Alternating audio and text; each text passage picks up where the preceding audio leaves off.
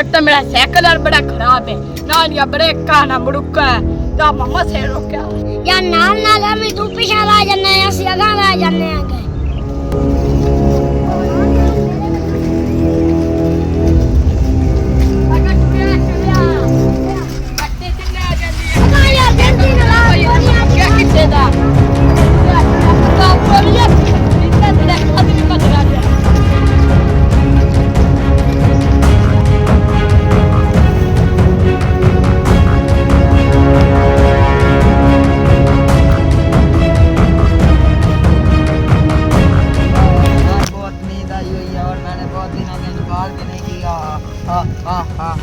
आज तो कोई शिकार मिल जाएगा तो बहुत मजा आएगा।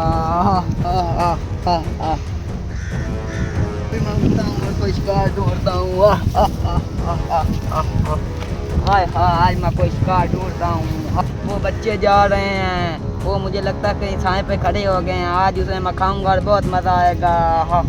मैं जाता हूँ अब शिकार करने। वो बच्चे खड़े हुए हैं, आज इनको मैं खाऊंगा और बहुत मजा आएगा। कई दिन हो गया मैंने शिकार नहीं किया।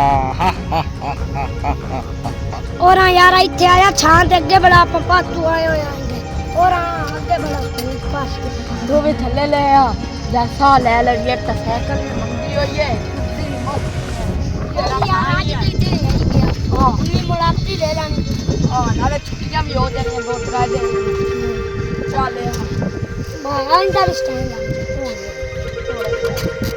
यार लेट भी बड़ी होंदी पे आ गए हमें अपने घर वाले परेशान हो सना पर चलिए बाद दे बड़ा बाद है और जाकर खाने भूख लगी ध्यान नाले